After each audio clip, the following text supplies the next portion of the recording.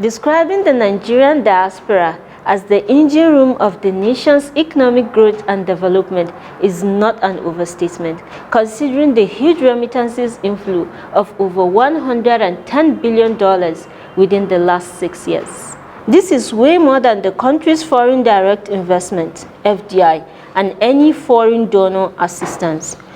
Honorable Abike Dabiri-Erewa, Chairman CEO, Nigerians in Diaspora Commission, NIDCOM, drew the standpoint at the just concluded African Diaspora Investment Symposium 2025, Addis 25, in Washington, D.C., USA, urging the African Union, AU, to adopt a stronger and more structured policy on diaspora engagement for continental prosperity.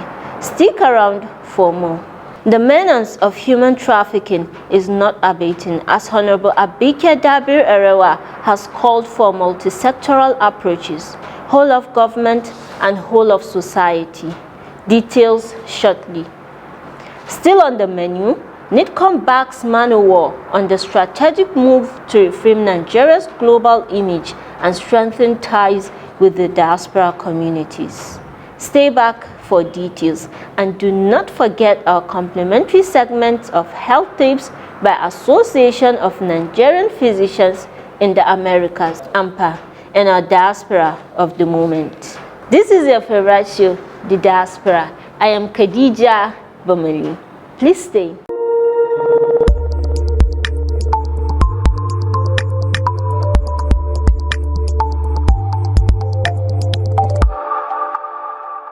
Welcome back. The diaspora is not an afterthought, but a powerful catalyst for nation building, supporting critical sectors like healthcare, education, agriculture, and ICT. The chairman and CEO of the Nigerians in Diaspora Commission, NIDCOM, Honorable Abike Dabiri-Erewa, has called on the African Union to adopt a stronger and more structured policy on diaspora engagement, stressing that the African diaspora holds the key to the continent's growth and development. Speaking at the African Diaspora Investment Symposium 2025, Dabiri-Erewa noted that with over 20 million Nigerians in the diaspora remitting over $110 billion in 6 years, more than the country's foreign direct investment, the need to harness this potential for sustainable development cannot be overstated. It is a powerful partner in nation building, supporting critical sectors like education, healthcare, agriculture, and ICT, she said. She highlighted Nigerian strategic engagement tools through NIDCOM, including the National Diaspora Policy, the National Diaspora Day, the Door of Return Festival in Badagry, the Nigerian Diaspora Investment Summit, and the Diaspora Data Mapping Portal as models worth replicating across the continent. As the diaspora agency of government, NIDCOM serves as the embassy for all Nigerians abroad and their friends, ensuring consistent engagement and collaboration. She added that the non-resident bank verification number launched by CBN and the contactless passport by Ministry of Interior are some of the measures initiated by the President Bola Ahmed Tinubu's administration to benefit Nigerians abroad. Dabiri-Erewa urged Nigerians in the diaspora to always remember that home is home and to contribute their resources, skills, global networks, and exposure to building the Nigeria they want to see. She concluded by encouraging the AU to institutionalize diaspora engagement amongst member states, stating that Africa must speak with one voice when it comes to diaspora because they are an integral part of our present and future. The Secretary to NIDCOM, Dr. Sule Yakubu Basi, has joined other strategic partners to drum support for the eradication of the modern-day slavery, human trafficking. Secretary to the Commission highlighted this at a collaborative response forum on human trafficking in Nigeria, SKIP. Stick around for details. NIDCOM has engaged on this aspect of its mandate, which clearly overlaps with several MDAs most especially NAPTIP. There are some few points that she has asked me to bring to the table here. The first is to thank NAPTIP and the good job it has been doing. We also need to strengthen the special victims unit in our police stations. The third point she asked me to make here is the need to strengthen the collaborative orientation and awareness messages by all the ministries, departments, and agencies involved, and also the civil society organizations. There has to be synergy in the messaging that goes out periodically. The fifth point she asked me to make, because NIDCOM has been a beneficiary of this, is the need for us to mobilize the private sector to be a participant in this particular aspect. Number 6, we have also found out that the Nigerian diaspora groups in the countries that our compatriots are trafficked to can be a point for helping us to rescue them. According to the Global Report on Child Trafficking, nearly half of the child trafficking cases supported by the International Organization of Migration occur within the victim's own national borders. This was what we also found. We found that Nigeria is both a major source and destination country for human trafficking. And then interestingly, we found that in most of the countries of the world, including in Europe, the Nigerians are the most trafficked victims in these nations. And then we wanted to understand what the data says about human trafficking in Nigeria. Sadly, I can't share the statistics on the graph, but I will just speak into it. We found that women and girls are mostly at risk. Women and girls are those who are highly susceptible to trafficking, especially those with very little education, very little orientation, and very little agency and aspirations.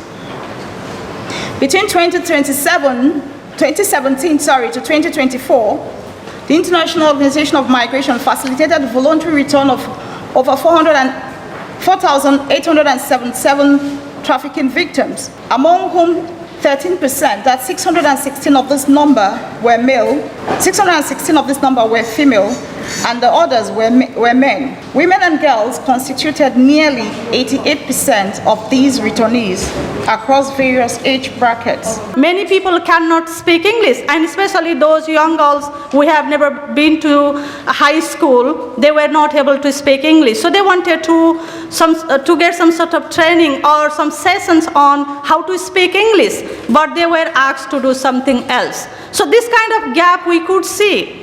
And then we found that, the policymakers, even some of them, they were not even aware of those kind of issues. So that's why what we have been doing here is we want to create this kind of platform where we can listen to the voices. I have heard that we have some survivals of human trafficking here.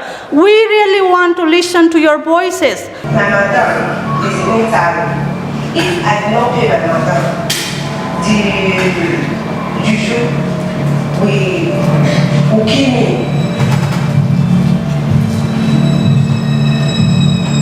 Human trafficking is the third most profitable crime in the world after drug and gun use. Since the 1990s, tens of thousands of Nigerian women have been sent to Europe and forced into prostitution. Most of them have come from the area around Benin City in the state of Edo. My name is Leslie. I'm 20 years old. I don't have parents. I live in my home. So I look for work. There's no work. And then this guy is hairdresser. There's no money here. So I want to travel. I am my dad there. So I'm ready to travel. So I can make money to take care of my grandma. I went to Libya before. I came back December. I'm traveling back today to Libya. So I'm traveling back to there because there is no job, nothing in this place, in this country. So I want to go back. It is my honor to be at this important engagement centered on the theme Advancing Collaborative Responses to Human Trafficking in Nigeria. I would like to commend the Open University of the United Kingdom for organizing this stakeholder engagement and for their continued interest and investment in Nigeria's anti-human trafficking response. Partnerships such as this one are a testimony to the global nature of the fight against human trafficking and the need for sustained academic, policy, and practical collaboration to make lasting impact. Nigeria's response to human trafficking is structured around a comprehensive and strategic five-pronged approach known as the 5 Ps, namely policy, prevention, protection, prosecution, and partnership. This model has proven effective in guiding our work and ensuring a holistic response across institutions, sectors, and society. Let's take a short break. The Diaspora continues shortly. Hello, how are you? Nice to meet you. Thank you so much. Thank you. Congratulations. I wish you all the very best. We're proud of you and we pray for you. I wish you a parallel success. Amen. I'm very much looking forward to working with the Nigerians in diaspora, making our contribution known and felt, and looking at building on our relationship. Thank you so much. And of course, increasing trade between Nigeria Yes. and it's your portfolio. Really vital. I wish you all the very best. Thank you.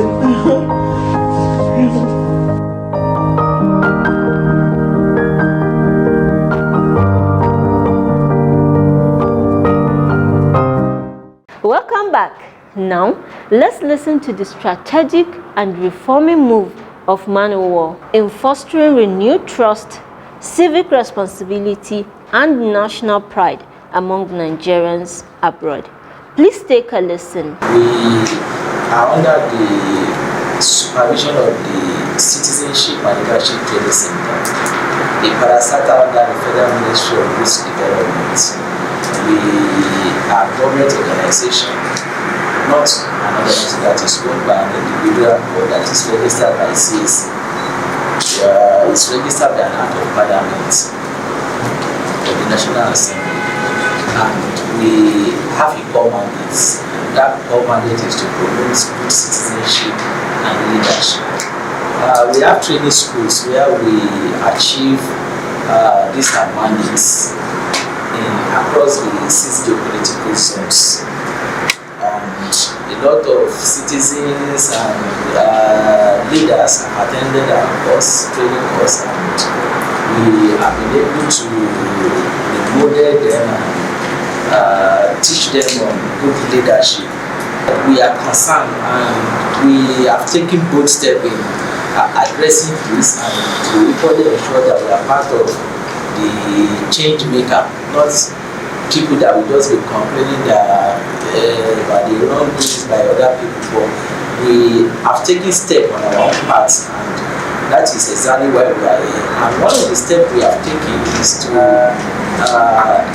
bring our people who are in the diaspora, members of the Manuwar in diaspora, bring them together to see how we can begin the crusade for a good Nigeria. And we feel there is need for us to form synergy and partnership with the Nigerian Diaspora Commission to see how they can really help us in this our agitation, and to see how we can form collaboration and partnership to see how we can begin to sensitize Nigerians in diaspora on the activities of the government at home and the effort we are making to make sure that life is better for our people.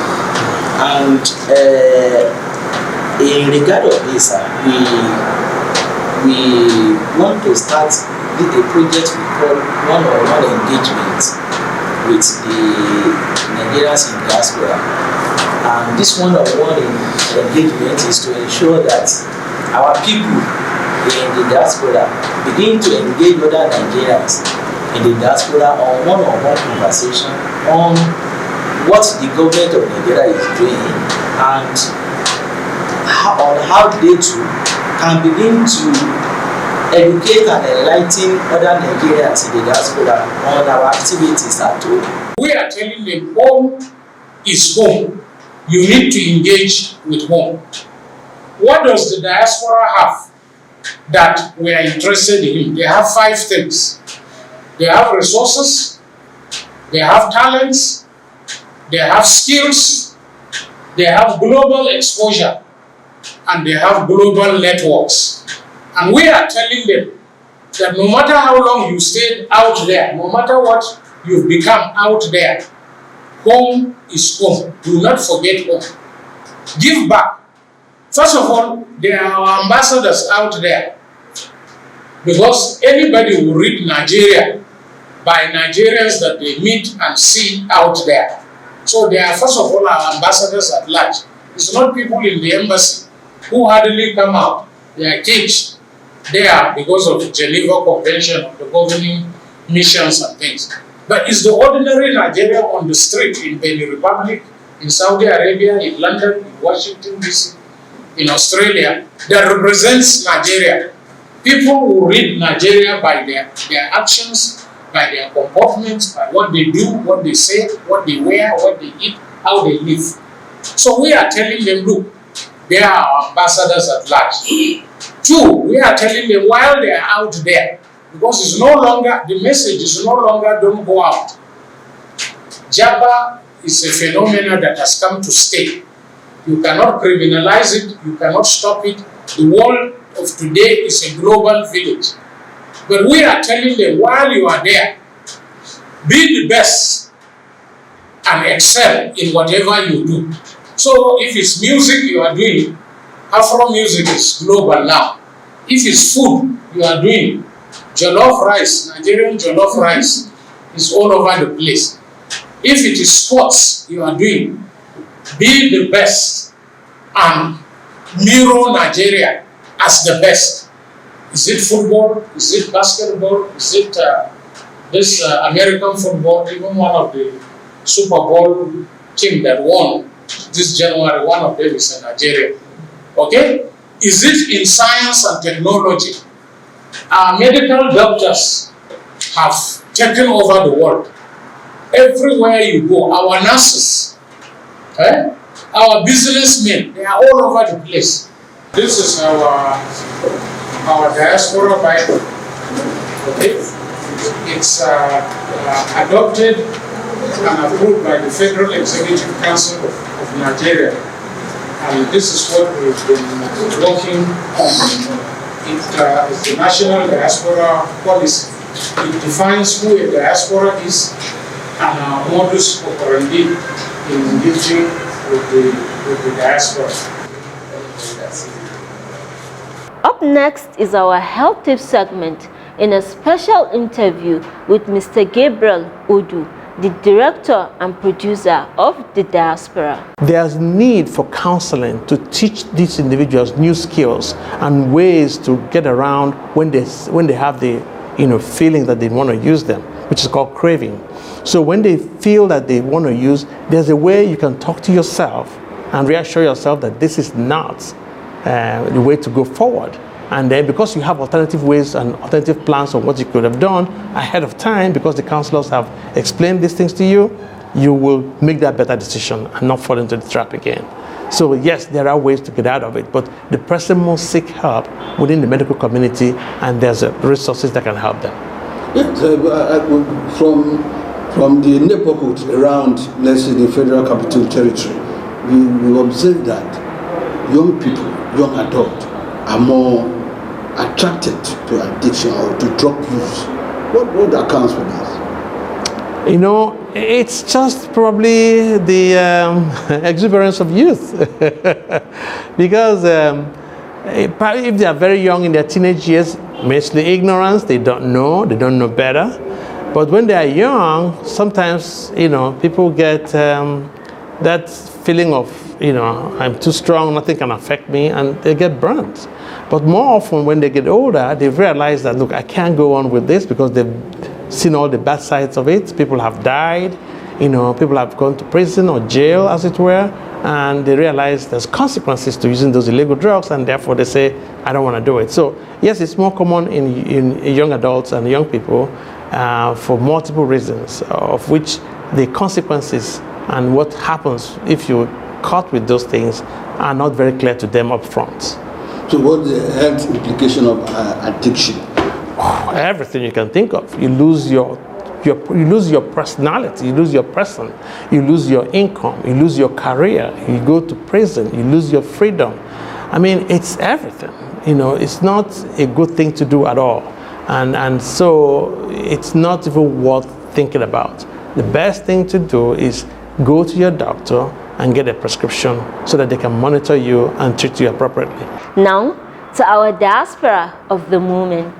Our diaspora of the moment is Yemi Edu, CEO of Daniel Ferd International, a leading London property consultancy, has secured over £1 billion in property for clients, earning accolades like the Times Lettings Agency Award for Property Management, Agency of the Year 2012. A visionary, he launched London's first paperless estate agency in 2019 and has been listed on the UK's Power List of influential African and Caribbean figures 2021 to 2025. Daniel Ferd empowers youth through jobs and internships, while Yemi, a sought-after speaker, appears on BBC's My Dream Home and Homes Under the Hammer. Colleagues and partners consistently describe Yemi as strategic, client-centric, inclusive, and relentlessly focused, an innovator who turns vision into reality and makes the impossible possible. Beyond business, Yemi supports underserved communities, funding church acquisitions, and raising £200,000 for University of Arts London students via Central St. Martin's auctions. Through his NGO, Action for Change and Empowerment, ACE, founded in 2020, he aids African entrepreneurs and provides mobility aids for over 500 disabled individuals. A champion of youth, Yemi sponsors Nigeria's top female chess player, Deborah Quickpen, and founded the Daniel Ferd International Table Tennis Championships for under-18s in Nigeria, producing regional medalists. His book, The Number One Mission, explores the Nigerian High Commission's history, reflecting on diplomacy and heritage to inspire future generations. Congratulations, Yemi Edu. You are our diaspora of the moment. This has been the diaspora for this week. Stick around next week for another interesting episode of your favorite show, The Diaspora. I remain Khadija Bameli. Stay positive.